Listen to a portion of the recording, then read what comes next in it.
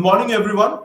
My name is Arpan Banerjee. I'm a research scholar at the Department of East Asian Studies, University of Delhi, and academic counselor here at IGNOU.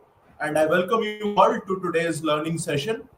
So, we have been discussing the paper, the code of which is BPAE 141, Right to Information.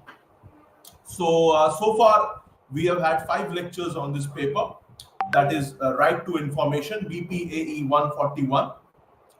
And we have so far discussed the block 1 of this paper, which was Right to Information and Introduction.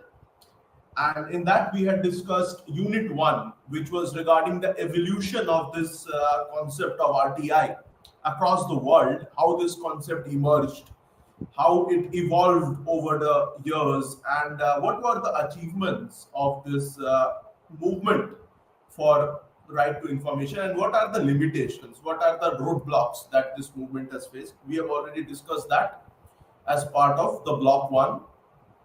Moving on, in the second block of this paper, we discussed the RTI Act of 2005. And as part of that, we discussed in the second unit an overview of the 2005 RTI Act, followed by the RTI rules that were framed as part of this 2005 RTI Act.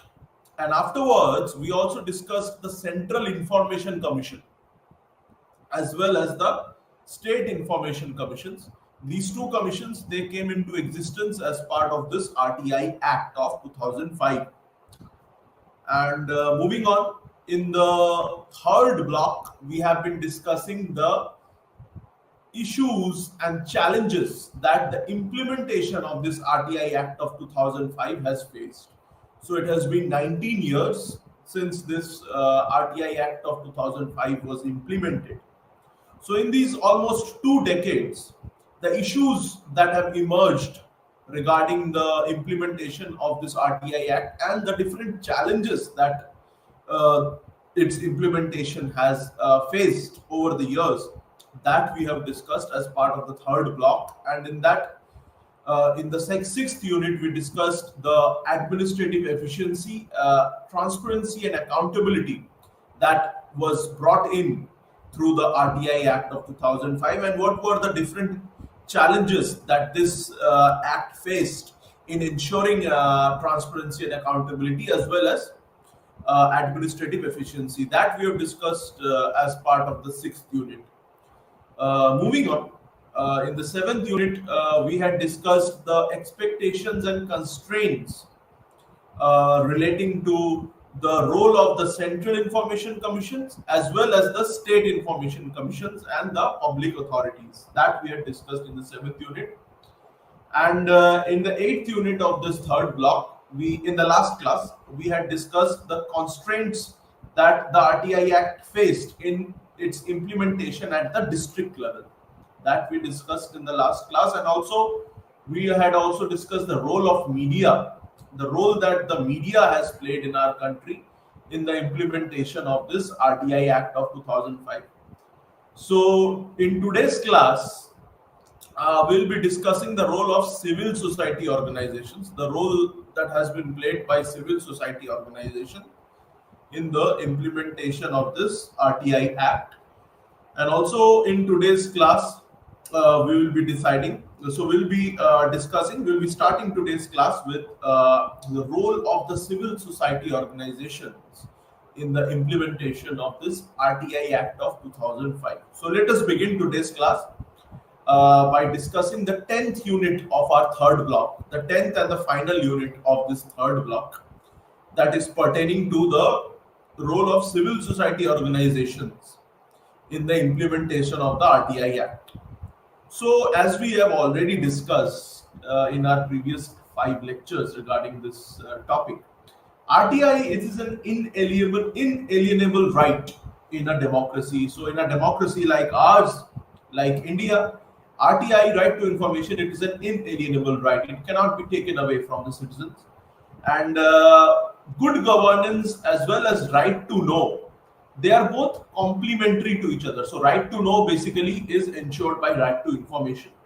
And Good governance and right to information, we can say they are sine qua non. They are complementary to each other. One is not possible without the other.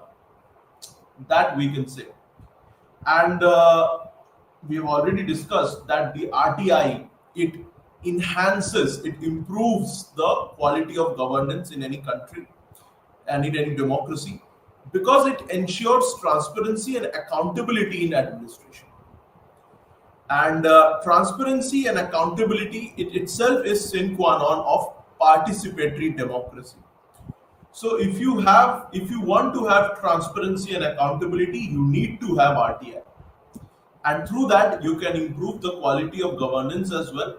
And good governance itself is sine qua non to participatory democracy. So democracy, it is regarded as a people-oriented system of governance, unlike autocracy. So autocracy is leader-oriented. Democracy, which we have in our country, it is people-oriented system of governance.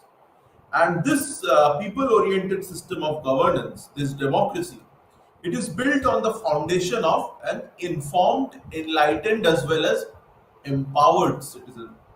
So this RTI, it aims to create informed, enlightened, and empowered citizens.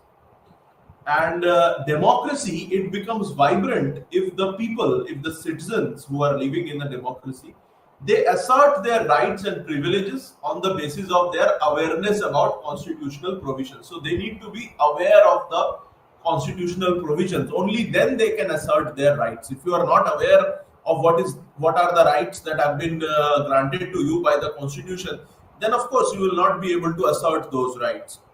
So in a democracy, the democracy becomes vibrant only if the people, they assert their rights and privileges on the basis of their awareness about constitutional provisions, also about human rights, as well as developmental opportunities. So the people, they need to be aware about what are their human rights, about what are the developmental opportunities that the constitution provides them, right? And what are their rights and privileges that have been bestowed upon them by the constitution. Those things, the people, they need to be aware of that, and only then a democracy can become vibrant.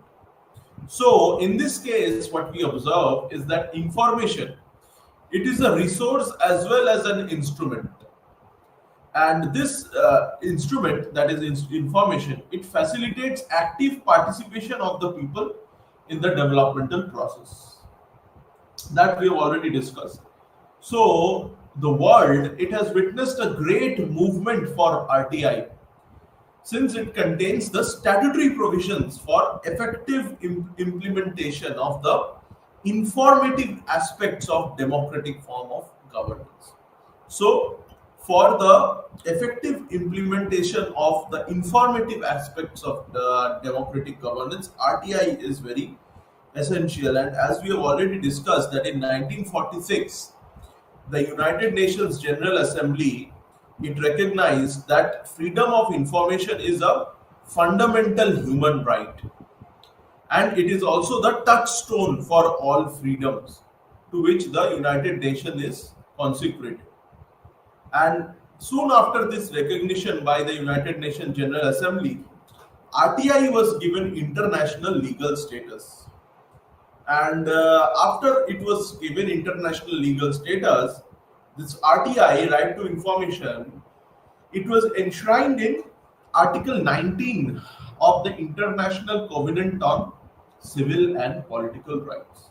So once the United Nations General Assembly recognized that freedom of information is the fundamental human right, after that, and it is the touchstone for all freedoms, after the United Nations General Assembly recognized this, RTI, it was given an international legal status, and it was enshrined in Article 19 of the International Covenant on Civil and Political Rights.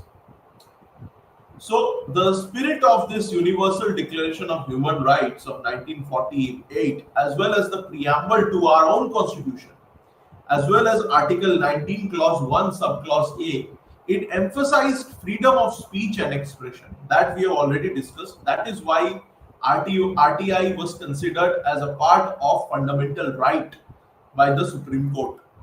The Supreme Court has held that the right to information is a fundamental right and it is a part of the basic structure of our constitution. So it is inalienable to us. It cannot be taken away from us. So the Constitution of India, it has provided freedom of expression, and as part of that, the government, it has to be transparent, it has to be accountable as well as responsible in a civil society. So the government of India, it has to be transparent, accountable, and responsible to the civil society, and that is why, as I have already discussed in today's class also and in the previous classes as well, RTI, it is an intrinsic, it is an integral part of the fundamental right to free speech and expression. That we have to remember. And as we have already discussed in the previous classes, that the RTI Act, it has empowered the Indian citizens to obtain information from public authorities, something which they were not able to do earlier. There were a lot of hassles that they would have to face. There were a lot of hindrances. The culture of secrecy, it prevailed. That we have already discussed in the previous classes. So, getting information was very difficult. But RTI, it broke all the barriers and it made all the information public. So, without any hassles, now the citizens of India, they can obtain information from the public authorities. So that is why the RTI Act of 2005, it becomes extremely important.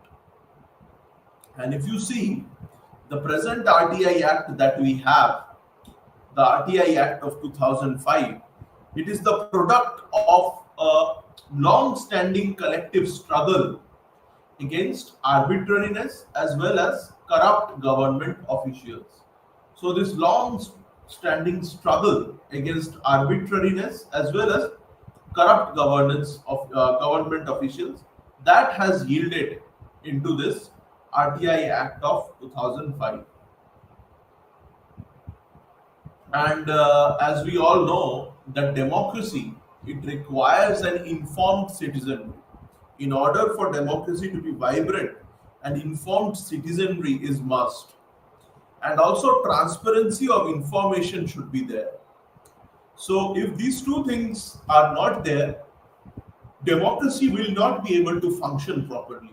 So an informed citizenry is extremely essential, as well as transparency of information. These two things should definitely exist. Only then democracy can function. So these attributes of democracy, they contain corruption, and also they hold governments and their instrumentalities accountable to the governed. So through an informed citizenry and through transparency of information, corruption can be contained, corruption can be controlled. And the governments, the elected governments, they can be held accountable.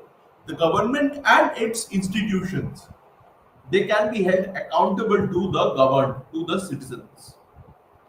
So that is why we see that the RTI Act, which received presidential assent on 15th June 2005 and which came into force in October 2005, of 12th October 2005, it marked a higher level and a new level of evolution of India's parliamentary democracy.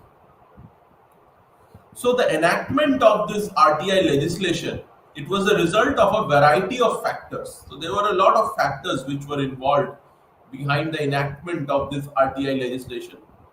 So there were international factors as well as domestic factors that were involved behind the enactment of this RTI legislation.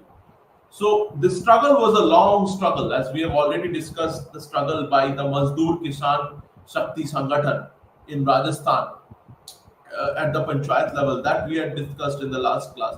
So it was a long struggle and it was an arduous struggle. Yet the people's movement, it finally succeeded in getting a law on RTI enacted. So this was a successful culmination of the people's movement in getting an effective RTI law enacted in our country. So this was a huge success. And the enactment of this RTI Act, it has been regarded internationally, globally, as a victory of India's democratic process. And that is why this in this unit we are tracing the circumstances, the struggles, as well as the efforts that were involved at the very grassroots level to make RTI a reality in India. And we are also trying to illustrate the process that went behind the enactment of the present RTI Act of 2005. So these are the things that we are discussing today. And we are also contemplating on the active role played by the people's groups in getting the RTI formally recognized in India. So the role of the people's groups also, that we are also going to discuss today. The long struggle and the circumstances through which that struggle went, and the efforts that the people's groups played at the very grassroots level in getting a law on RTI enacted. Those are the things that we are going to emphasize on today in today's class.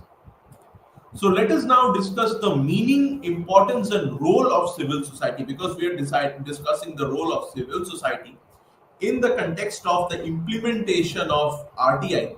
Let us discuss first the meaning, importance, and role of the civil society. So, the civil society is the society driven by the people themselves. And the civil society, it has its origin in ancient times. Although the understanding and meaning of civil society, they have changed over a period of time. So the Roman word societas civilis, that is the root word of this civil society. And this Roman word societas civilis, it has synonymity with the word good society. So societas civilis, it has synonymity with good society. And it was the German philosopher William Friedrich Hegel. He was the one who had coined the term civil society. So George William Friedrich Hegel, he was the one who coined the term civil society, and its present meaning, that was also coined by Friedrich Hegel, the German philosopher. And when we talk about a civil society, in a civil society, people, they voluntarily come together to achieve the desired objective of welfare of the society, or to raise the problems of people before the state. So basically, the voids of the state, they can be rightly filled by the civil society. So the void that the state leaves behind, that void can be rightly filled by the civil society only. So the term civil society, it was originally used to describe popular movements in the society. However, with the passage of time, this term civil society, it has expanded to embrace the diversity of spaces and non-state actors as well, like NGOs, self-help groups, business associations, social movements, as well as special interest groups. They all are now synonymous with civil societies. NGOs, non-governmental organizations, self-help groups, business associations, social movements, as well as special interest groups. They are all synonymous with civil society. So the Italian philosopher Antonio Gramsci, he said that the word civil society, it emerged in the 18th century and it became a buzzword in the 20th century with an altogether new conceptualization. Now, what was this new conceptualization according to Antonio Gramsci? This was a self-regulated society which was free from political interference. So he's talking about civil society. He has given a new meaning to the term civil society. So he says that it is a self-regulated society which is free from all political interference and which has assumed a separate and viable entity. And the notion of civil society, according to Antonio Gramsci, it is now commonly identified today with a non-statist set of institutions, institutions that are non-statist, that are not affiliated to the state. And those institutions which are not affiliated to the state, and they stand for serving the interest of the people at large. So those institutions which are non-statist and which serve the interest of the people, they are identified with the civil society. So civil societies, they are defined as the sum of people who come together and organize themselves around common interests. So civil society, it has an autonomous space which is independent of the state and the government as well. And from this autonomous state, from this autonomous space, which is independent from the state and the government, which is basically non-statist, from this space, the citizens, they keep a watch on the state, or they do whatever they want to do independently of the state. So this civil society, it is an autonomous sphere. It is free from all state interference. And from this autonomous sphere, citizens, they keep watch on the state and they do whatever they want independently of the state. So this civil society, it is recognized as a non-party political sphere where individuals come together and form associations voluntarily to promote public good. And the civil society, it refers to self-organized associations and social movements that may or may not attempt to influence power holders. And it comprises of parties and other contestants for power in political institutions. So if we talk about the Nirbhaya movement of 2012 that created a stir in India, when tens of thousands of people, they signed a petition protesting against the brutal incident of gang rape in the capital city of Delhi, that can be considered as a civil society movement, as a people's movement. And this people's movement, it forced the government of India to announce several steps to ensure the safety of women. And also it led to the overhauling of the criminal law reforms in 2013. So now let us discuss the role of civil society organizations in the evolution of the RTI. So the institution of civil society is not alien to India, that we already know. And we have a long history of civil society organizations in India. The roots of civil society in India, they date back to the ancient and medieval periods.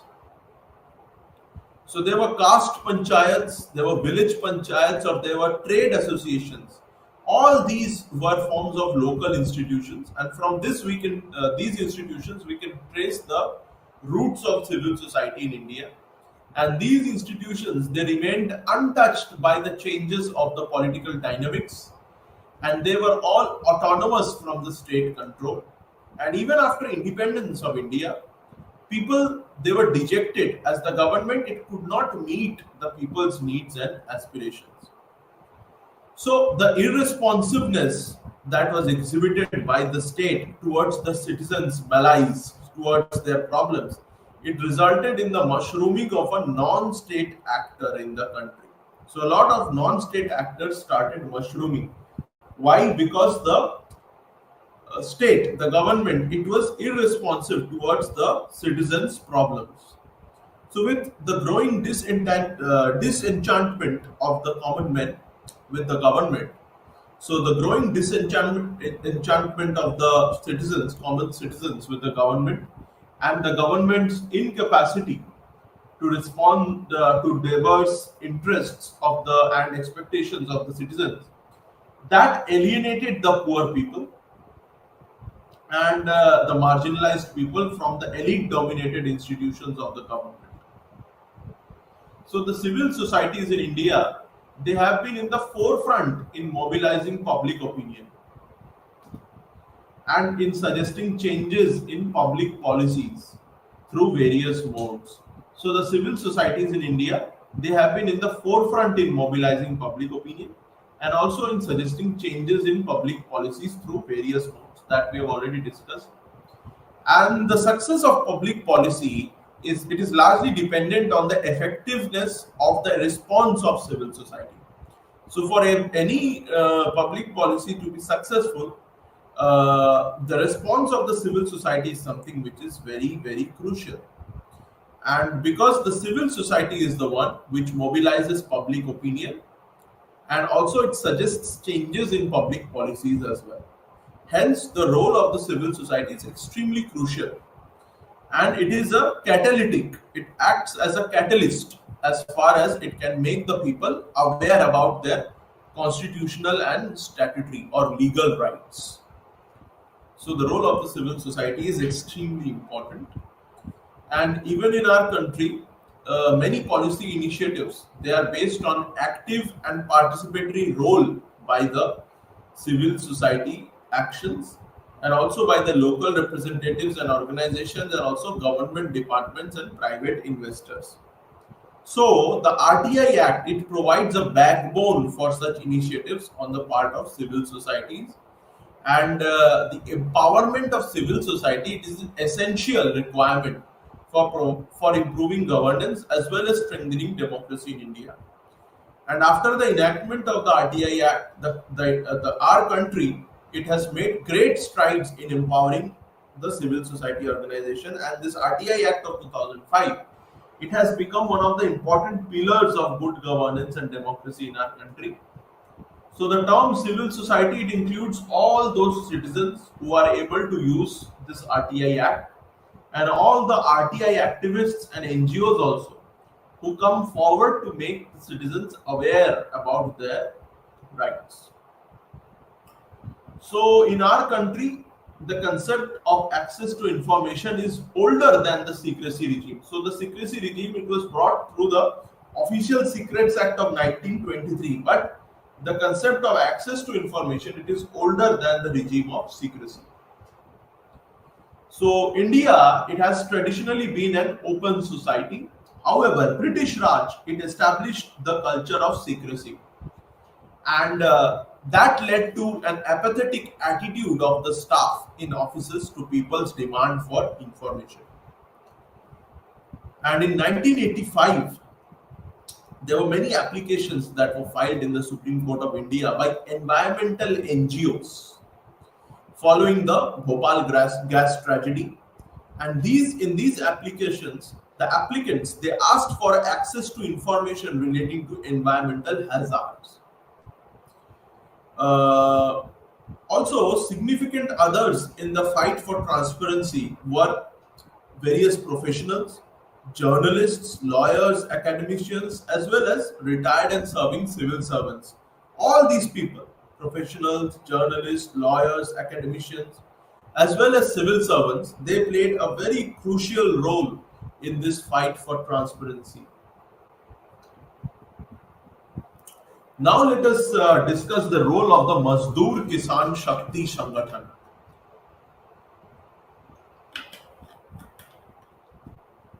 So, in the 1990s,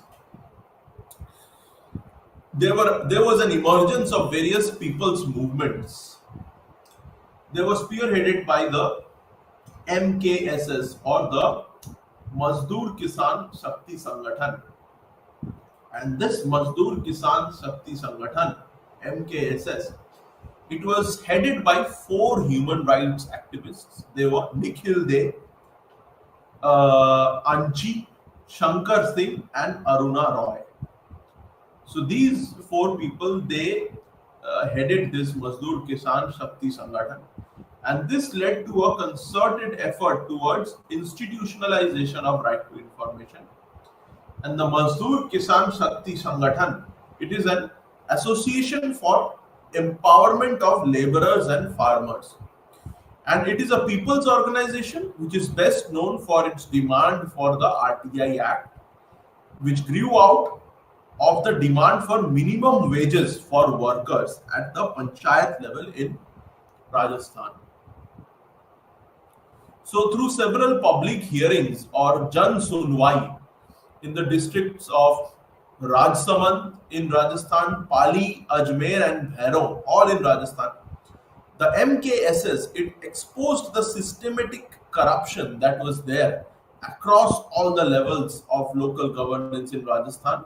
However, no result came out of these Jan Sunwais. And the then CM of Rajasthan also did not fulfill his promise of enacting a right to information. However, on the 5th of April 1996, the Mazdoor Kisan Shakti Sangathan, it announced a strike or dharna in the city of Biawar in Ajmer, Rajasthan. So the Mazdoor Kisan Shakti Sangathan, it held a 40 days long dharna or sit-in protest, and that became a historic watershed moment in the demand for RTI. And in this dharna that the MKSS held in Ajmer, protesters they came from across all the rural areas of Rajasthan to the city of Biawar. And after the 40 days dharna, which ended on 16th May 1996, a committee was appointed by the Rajasthan government under Mr. Arun Kumar to look into the benefits and risks related to the free access to documents of the local administration.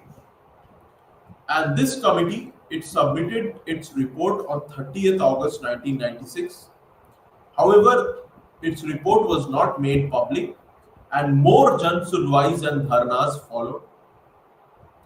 So the Biawar Dharna of 1996, it led by the Mazdoor Kisan Shakti Sangathan, where the notion of the campaign was born.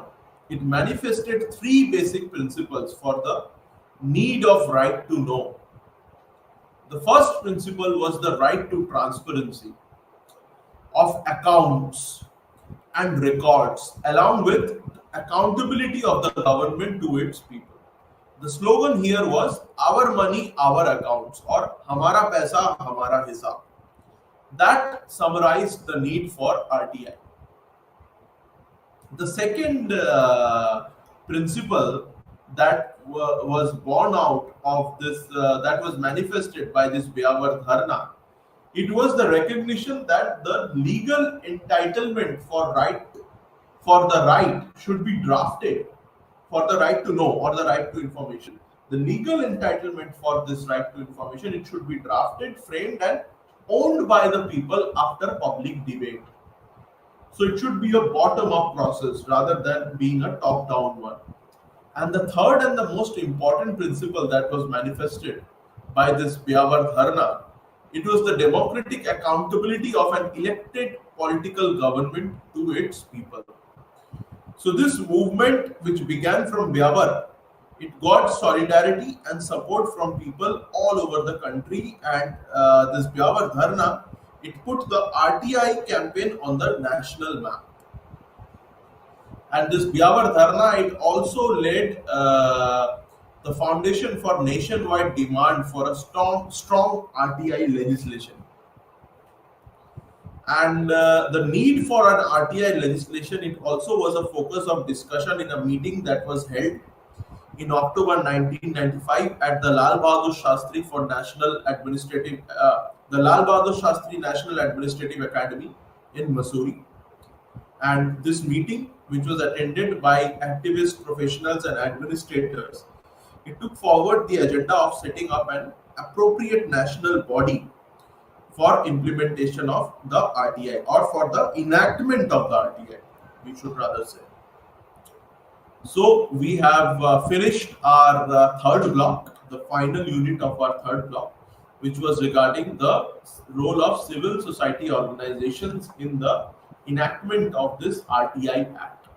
So now we'll be moving forward with our fourth block.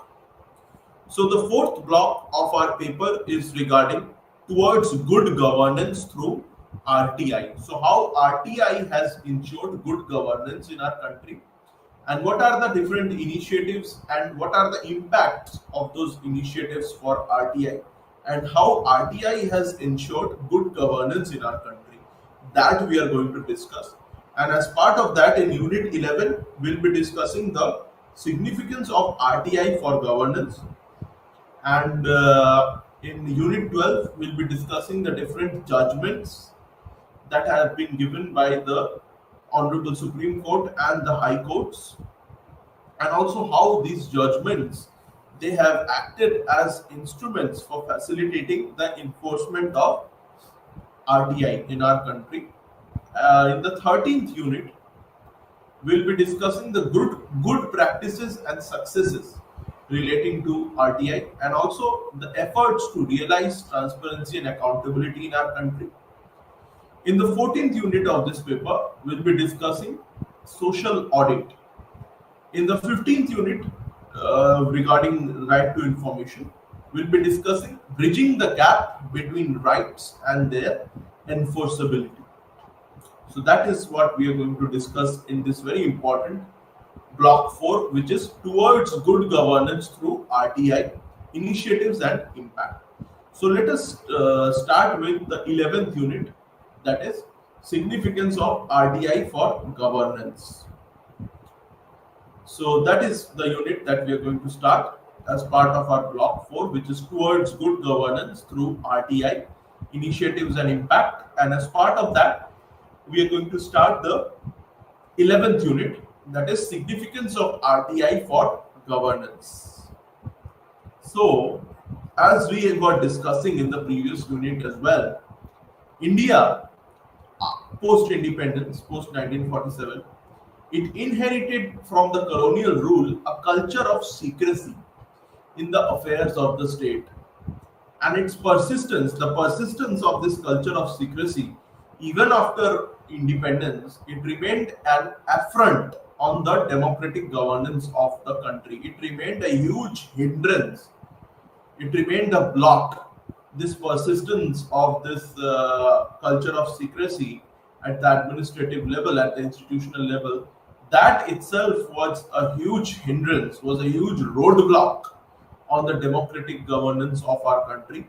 And the institutionalization of parliamentary democracy in our country at the union level, as well as the state level, with the emergence of constitutionalism in 1950, and also after the first parliamentary and state legislative elections were held through an independent election commission.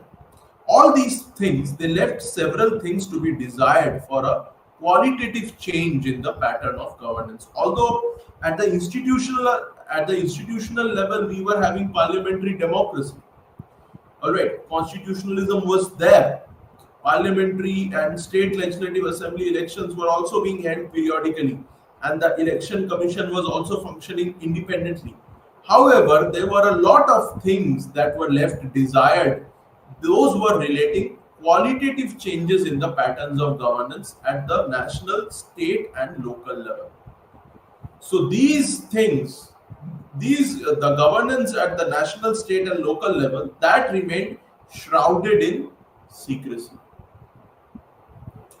And consequently, the red tape, there was red tapeism, and there was inefficiency as well as misuse of power that was there by the bureaucracy, and there was large scale corruption at the bureaucratic and administrative level. And that corruption, it of course involved the misappropriation and misutilization of funds that were made for developmental purposes, and that subsequently led to increased the magnitude of poverty in our country, and that denied the people the benefits of the centrally sponsored schemes as well as social welfare programs formulated by both the center as well as the state. So because of the administrative inefficiency, because of the misuse of power at the local level by the bureaucracy, because of the large scale corruption that was prevalent, and the misutilization and misappropriation of funds, what we observed that poverty, it continued to prevail, and its magnitude increased instead of decreasing, kept on increasing. And all the schemes that were launched, the social extension program, right, for this, decreasing poverty. They were not able to achieve their desired objectives. And because of these issues, the people, they were denied of the benefits of the centrally sponsored schemes and the social welfare programs, both by the center and the states. And the benefits of these schemes, they continue to remain elusive for the people for whom these schemes had been formulated. And as a matter of fact, democracy is not merely an institution of government through a process of universal franchise based on elections.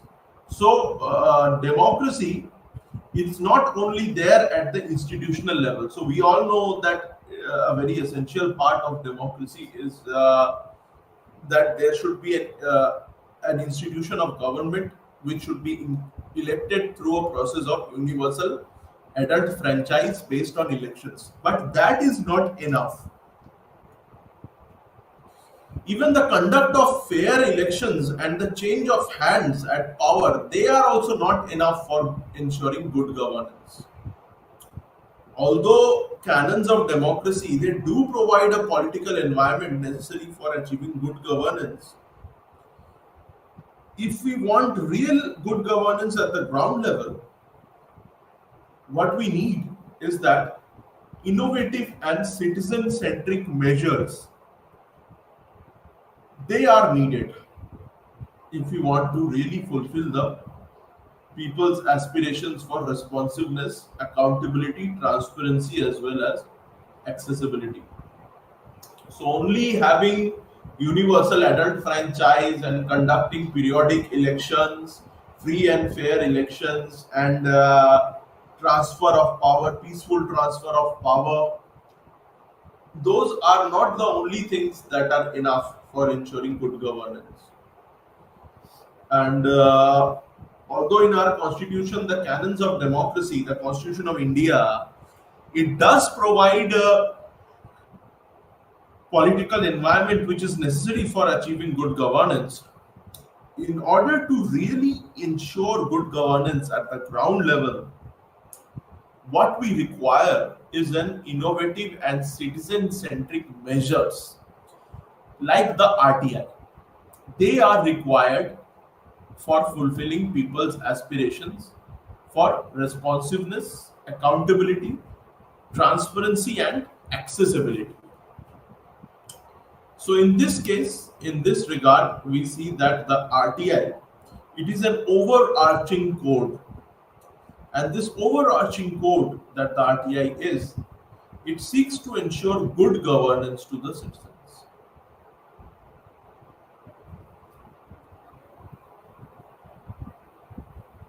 So free flow of information, it is not only crucial for putting into place a rights-based democracy, but free flow of information is also extremely essential for protecting human rights as well. And since our independence, several rights of the citizens, they have been infringed upon over the years due to a systemic denial of accountability and transparency in governance. So, since independence, what we have observed that several rights of the citizens have not been granted to them or have been infringed upon, have been violated because of the systemic denial of accountability and transparency in governance. So this problem of the denial of rights, it has further been compounded, further been exacerbated by ambiguous, mystifying and cumbersome rules, regulations and procedures at the administrative levels. So the ambiguous, mystifying and cumbersome rules, regulations and procedures at the administrative level, they have further compounded this problem of denial of rights. And this mechanism, it has been further reinforced through the introduction of multiple controlling devices and virtual absence of commitment to equity and fair play. So, the existence of multiple controlling devices and the virtual absence of commitment to equity and fair play, they have further reinforced this mechanism, this ambiguous and mystifying mechanism. So instead of making things easier for the people, this ambiguous and mystifying mechanism, it has made things rather difficult for the people. And if we see the colonial culture of veil of secrecy, it continued to persist despite periodic pronouncements and promises that were made against it by the successive governments. Therefore, a legislation became extremely overdue to eliminate this obstacle on the way to a transparent governance. So, the enactment of the RTI Act has to be seen in this perspective because the culture of secrecy was prevailing, the veil of secrecy was there. So, to overcome that, it was extremely necessary for us that there should be a legislation through which this veil of secrecy can be overcome. And that is why this RTI legislation was extremely important. This RTI legislation was extremely important in this regard because this legislation, it eliminated this obstacle which was the veil of secrecy, and it ensured transparent governance in our country. And the enactment of this RTI Act, it must be seen in this perspective only. And this RTI Act, as we have already discussed, it was a landmark legislation for bringing transparency and accountability. And transparency and accountability, they are the prerequisites for good governance in any democracy, in any society.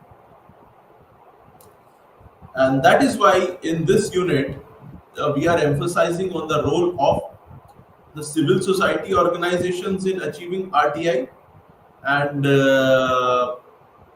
also in this unit we are emphasizing on the significance of the RTI for good governance. And of course we are also exploring the genesis of this RTI movement in our country. We are also analyzing in this unit the role of the civil society in lawmaking, especially in the enactment of the RTI Act of 2005. And also, we are illustrating the role of the civil society organization in the evolution and implementation of this RTI Act. And we are also highlighting the initiatives of the government of India in enactment of this RTI Act of 2005 and bringing out the value of democratic principles in good governance. And it is to be noted that this unit, it contemplates on the active role played by the people's groups in getting the RTI formally recognized in India. And as we have already discussed, the RTI, it is an overarching code that seeks to ensure good governance. Now let us discuss the governance reform agenda that is associated with the RTI. So RTI, it has acquired a universal recognition, and the emergence of this of the new democracies in 1980s after the collapse of the authoritarian regimes of the USSR and also the authoritarian regimes in East Germany and in North Yemen.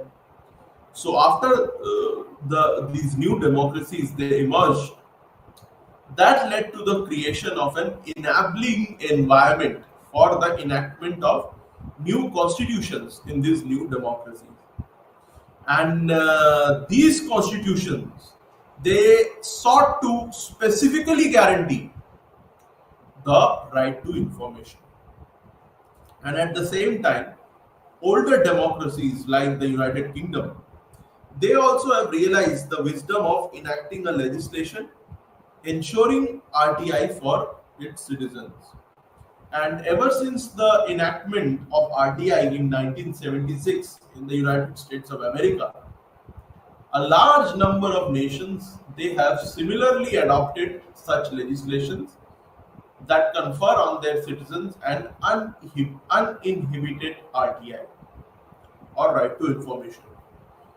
So the intergovernmental organizations, the civil society, as well as many sections of the people, they have contributed in a big way to this epoch-making statute.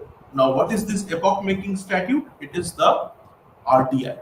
So, the role of the intergovernmental organizations, the civil society, and many sections of the common people has been extremely instrumental in the enactment of this watershed legislation.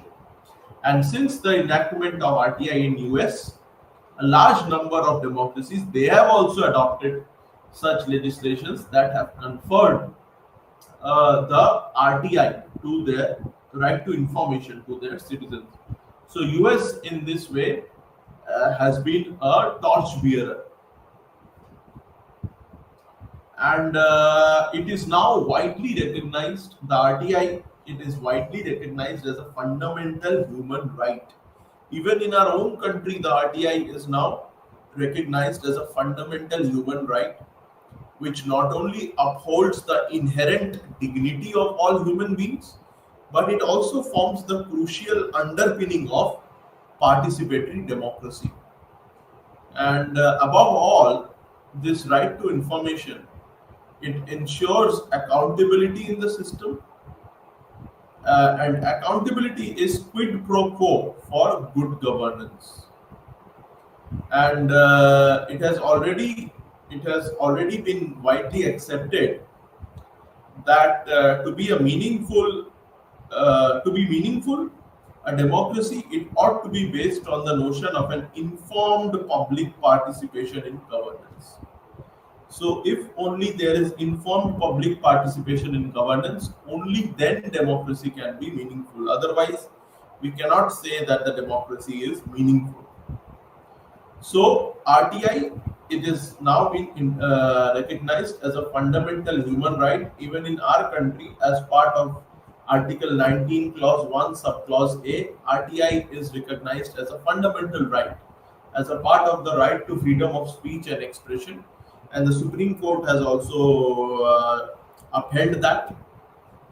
And this fundamental human right of RTI, it not only upholds the inherent dignity of all human beings, but it also forms the crucial underpinning of participatory democracy. And this RTI, right to information, it ensures accountability in the system, and accountability is quid pro quo for good governance. And it has been widely accepted now that to be meaningful, a democracy, it ought to be based on the notion of an informed public participation in governance.